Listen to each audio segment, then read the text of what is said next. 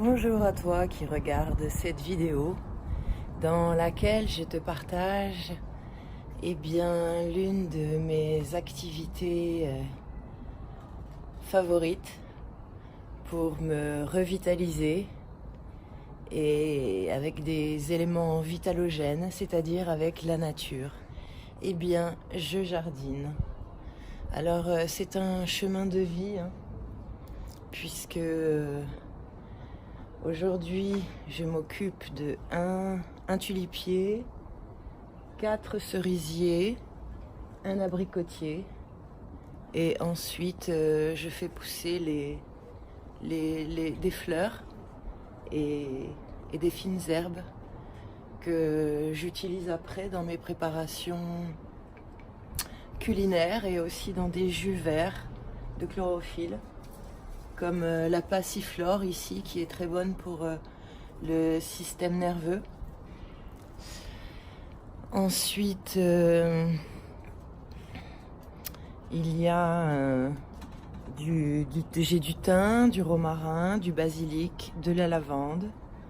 Ici, des narcisses. Et ici, là, qui dit bonjour. Des fougères et des bourgeons. Voilà, ici des bourgeons de cerisier. Alors, ces fleurs peuvent se manger, bien sûr. Je n'utilise aucun engrais, aucun pesticide. Ici, c'est un bonsaï, un poivrier de Sichuan. Donc ça se mange et se met dans la cuisine. Sur cette table, tu peux voir un bonsaï pommier, voilà, que mon chat Soukou a un peu abîmé, donc là il repart. Ici c'est un camélia japonica qui est encore en fleurs, hortensia, avocat, des noyaux d'avocat de Cuba que j'ai ramenés, un yucca, un sapin, un camélia. Là c'est des fleurs de lys de la menthe, des roses de Noël, un rosier du Bengale, de la glycine tout le long, le pied est derrière là-bas. Alors ici tu as de la sarriette des montagnes, des fraises, de l'ortie, du laurier, un olivier, de la sauge, un poivrier de Sichuan, en bonsaï aussi, à manger. Ici, de la citis. Ensuite, voici un cerisier qui donne des cerises Bigarreau. Donc ces fleurs peuvent se manger ainsi que les bourgeons.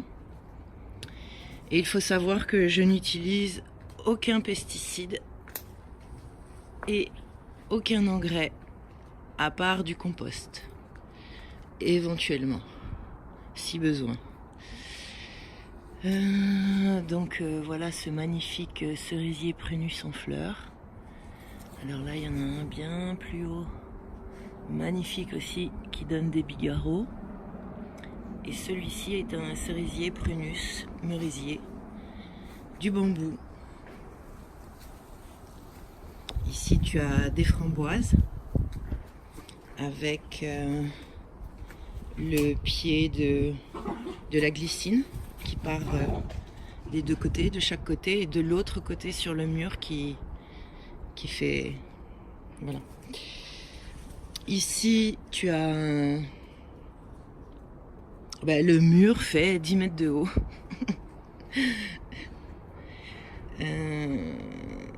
Je suis sur un jardin surélevé. Et donc ici, c'est un noisetier. Voilà.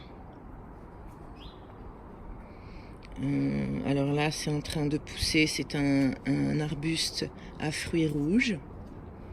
Je ne sais plus son nom. On verra quand les fruits sortiront. Ici, c'est un oranger du Mexique qui s'associe avec un bambou. Voilà, ça c'est, je ne sais plus comment on dit son nom, mais c'est du laurier non comestible. Voilà un palmier. Et là, c'est un abricotier, mais il y avait un greffon et le greffon est en train de prendre la place.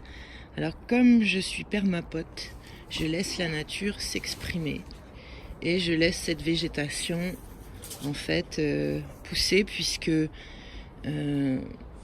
ces plantes absorbent le dioxyde de carbone et le transforment en oxygène. Donc les plantes vertes améliorent la qualité de l'air. Alors ça c'est Kusuku, mon chat.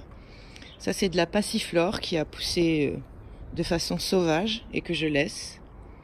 Ici tu as Véronique que j'ai taillé, un rhododendron. Ici le pied de la passiflore qui va aussi d'un côté comme de l'autre. Et j'ai aussi en haut, donc on a installé avec mon amie Thérèse une jardinière permapote. On a installé une pergola en bambou avec du grillage. Et voilà. Et donc là c'est un tulipier ici. Là il y a de la vigne. Là des narcisses. Encore un passiflore. Ici de la fougère, un yucca. Et ici on retrouve le passiflore. Et j'ai fait une installation pour que il s'accroche en forme de cœur. Qu'est-ce que nous avons ici? De la lavande, des graines qui ont poussé et qui donnent un arbre à fruits et que j'accepte volontiers, nous acceptons volontiers.